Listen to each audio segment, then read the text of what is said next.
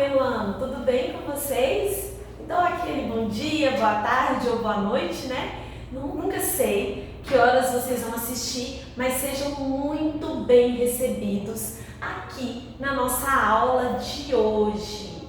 Pessoal, o conteúdo que eu selecionei para nós estudarmos de artes hoje é a arte tridimensional, mas não é essa arte com efeito 3D que a gente vê com efeito óptico, não, é desde a origem, é entender o porquê que se chama arte tridimensional, quais são os segmentos da arte tridimensional.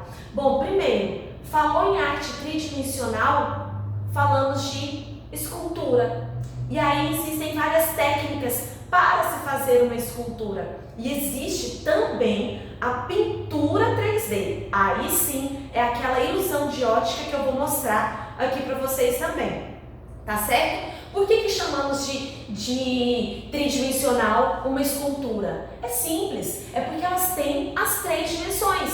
Quando falamos, por exemplo, aqui de um quadro, vamos fazer de conta que temos aqui um quadro aqui no lugar dessa televisão, certo? Ela tem a tela plana. Nós temos quais dimensões aqui? Nós temos a largura e a altura. Então, um quadro, uma pintura, por tradição, é bidimensional.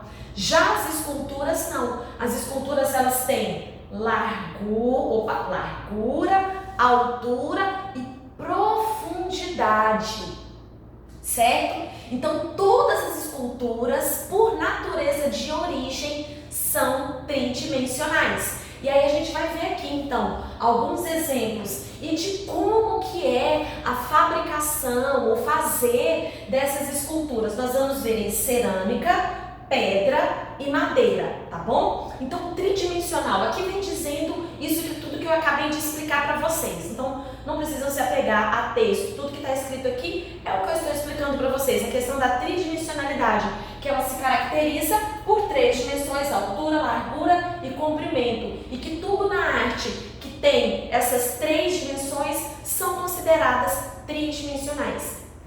Aqui, gente, foi a primeira escultura de toda a história. Ela foi feita, foi produzida lá atrás, na pré-história. Ela é conhecida como Vênus de Willendorf. Nessa época, todas as esculturas, até nós já comentamos sobre isso, quando a gente estuda pré-história, a Vênus de Willendorf, essa lindinha, ela está sempre presente na nossa história quando falamos da pré-história. Só que agora, como é escultura, ela acaba entrando também, porque foi a primeira escultura no registro de toda a história da arte, tá bom? Nessa época aqui, todas as esculturas femininas, elas recebiam o nome de Vênus. Todas eram Vênus, tá certo? Só que o complemento aí é de onde ela foi encontrada. E Willendorf é o nome de uma cidade, então ela ficou onde ela foi encontrada. Então por isso ela se chama Vênus de Willendorf. E ela foi feita há 28 mil anos antes de Cristo. E ela é feita de pedra e representa a figura feminina, foi feita para rituais de fertilidade. Aqui, a arte tridimensional. As expressões mais representativas são principalmente escultura e arquitetura, mas também há representatividade da tridimensionalidade na pintura, graças ao efeito de perspectiva. Esse efeito de perspectiva, ele é proporcionado principalmente pelo uso de luz e sombra que o artista ou pintor consegue proporcionar através da combinação cromática. Olha só, aqui, por exemplo, é uma pintura, um grafite, porque foi feito nas ruas e tem totalmente um efeito de tridimensionalidade.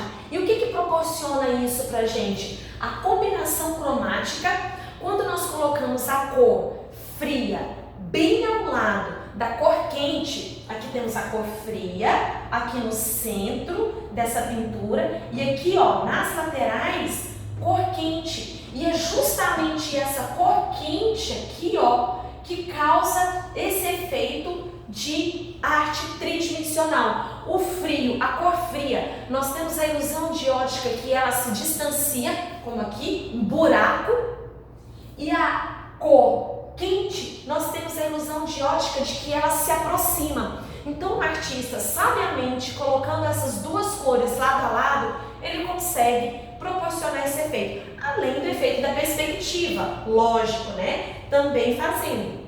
Então aqui temos algum exemplo da pintura. Aqui a pintura com efeito tridimensional também, que muitos pintores conseguem fazer perfeitamente. Agora vamos para as esculturas, né? Então na escultura, a arte tridimensional ela é representada na forma de esculturas em pedra ou madeira, modelagem, que é argila e cera, e fundição e soldagem, que também são materiais que vão entrando na nova arte e que é possível de ser trabalhada. Lá na nossa origem, quando não tínhamos uma variedade muito grande de materiais, as primeiras esculturas não teriam como fugir da pedra e da madeira. Aqui, Vitória da Samotrácia, 220 anos antes de Cristo, ela é feita de mármore e ela mede 2 metros e 45 centímetros. Ela é toda feita de pedra. Então, nesse caso aqui, nós temos uma escultura. Quando falamos de escultura, aqui ó, escultura, ela vai corresponder a alguns determinados materiais. Esculturas, pedra e madeira, modelagem, argila ou cera, que são materiais maleáveis, no qual a gente vai dar a forma. Então isso eu vou modelar um barro, eu modelando esse barro, eu vou dar a forma que eu quiser. Fundição e soldagem eu vou derreter, é quando eu pego o ferro, o bronze e vou derreter, tá certo?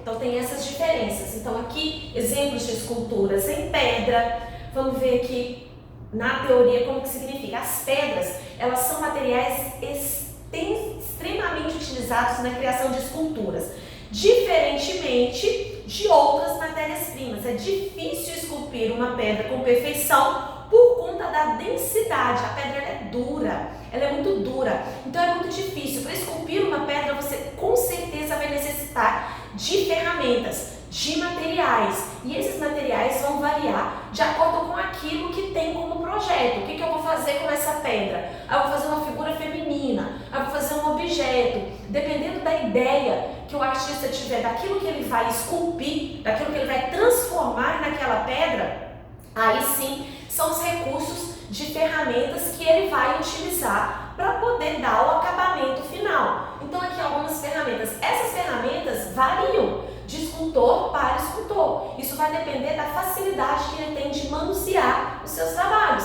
Pode ser aqui um martelo, pode ser uma faca, pode ser uma chave de fenda, é algum material pontudo e de grande resistência de impacto, uma vez que a pedra é um material altamente duro. Então a diversidade de ferramentas para facilitar o trabalho, até materiais elétricos, como furadeira e assim por diante, o artista pode usar. E outra coisa, e ele pode também contar com a mão de obra de outros profissionais.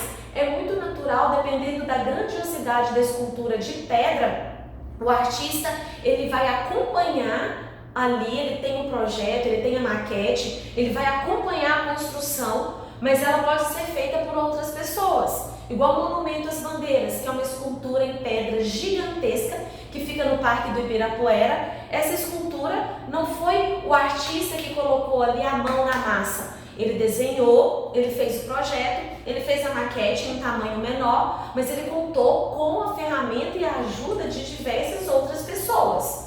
Aqui esculpindo um bloco de pedra, né, usando uma serra elétrica para poder cortar e dando formato. Aqui são alguns modelos de ferramentas que são utilizadas para esculpir uma escultura. Estamos falando de esculturas de pedra. Lembrando que esculpir, quais são os materiais que eu posso esculpir? Eu vou esculpir somente em pedra ou madeira, tá certo? Aqui alguns exemplos de esculturas primitivas.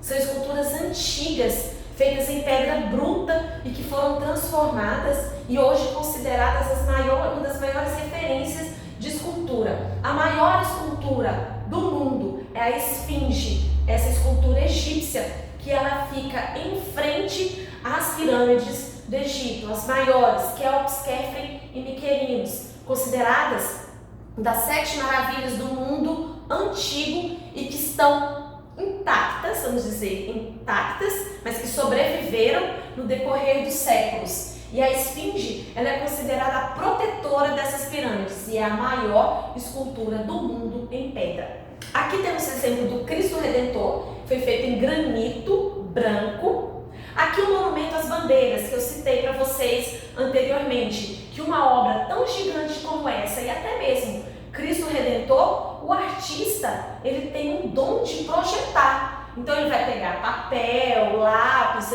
suas ferramentas de desenho, e ele vai elaborar naquele papel toda a sua escultura. Em seguida ele vai transformar aquilo em maquete, ele vai fazer em um tamanho menor.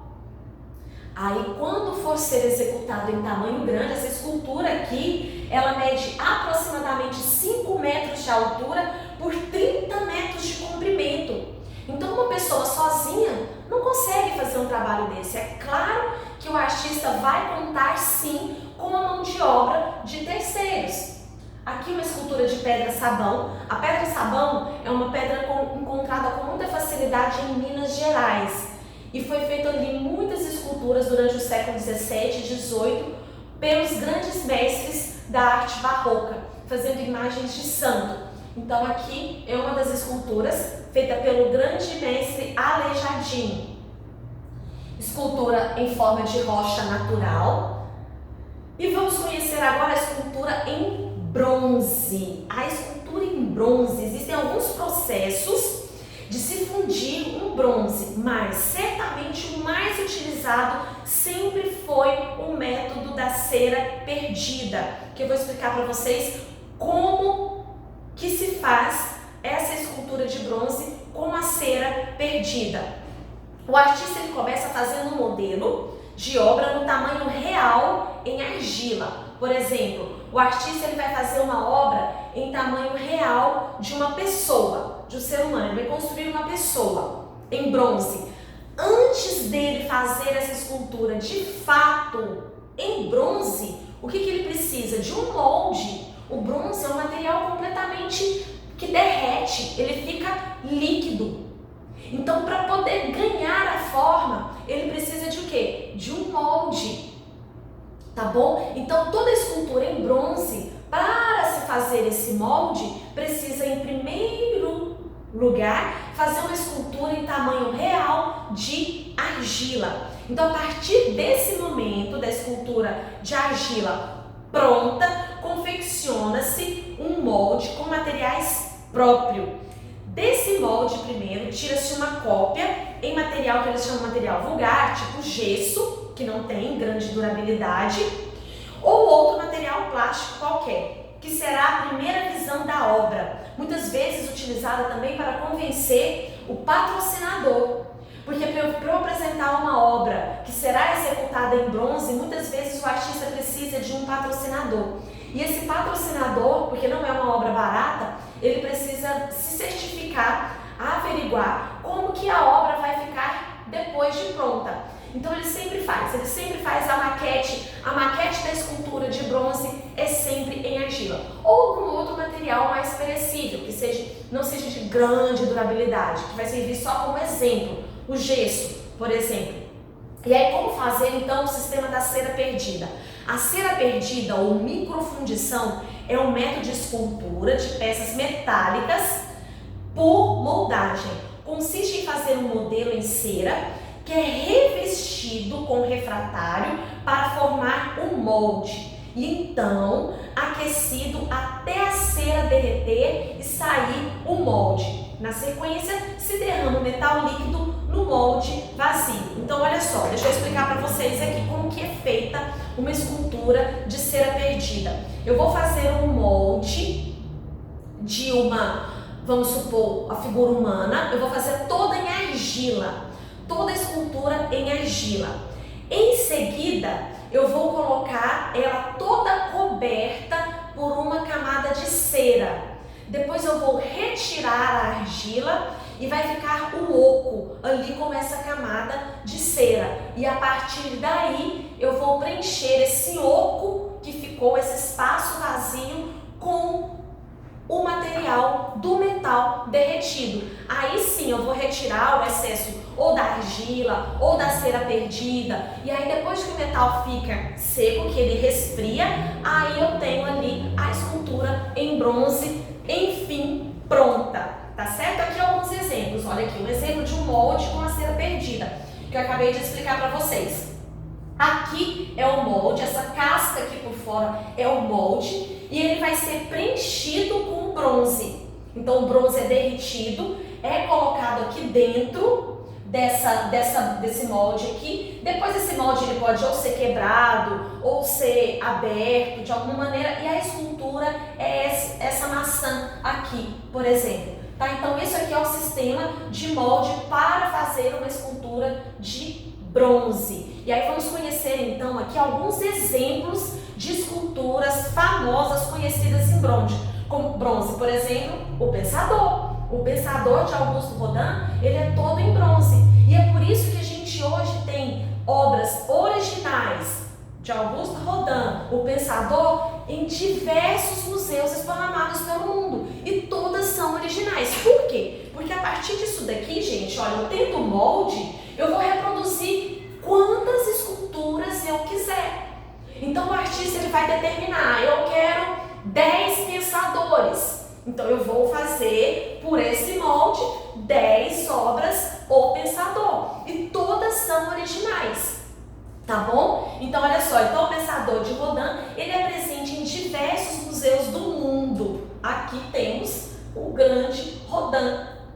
Foi feito em 1808, que é esse homem, né, pensando dessa forma. Aqui outras esculturas de Bruno George, também feitas de bronze. Então falou em escultura de bronze, vocês logo já vão fazer a referência que é uma escultura que passou por uma forma, passou um molde. Tinha um molde, uma capa, onde o bronze foi derretido e a capa saiu, o bronze secou e ficou a escultura. Outra escultura famosíssima em bronze também, os Candangos de Bruno George. Essa escultura, ela representa as pessoas que construíram o Brasil, os trabalhadores, os mestres ali de obras que colocaram a mão na massa para construir Brasília. Então eles são chamados de os Candangos.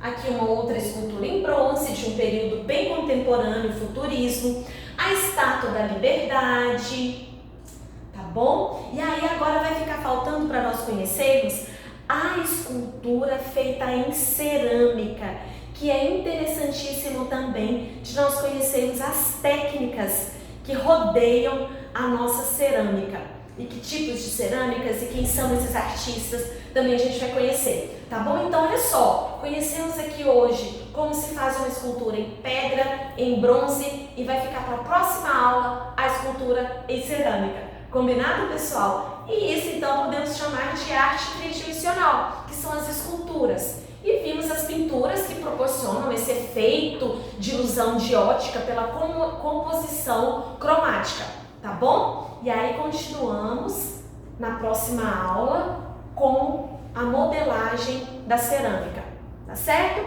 Então um beijo bem grande para vocês, fiquem com Deus e até nossa próxima aula.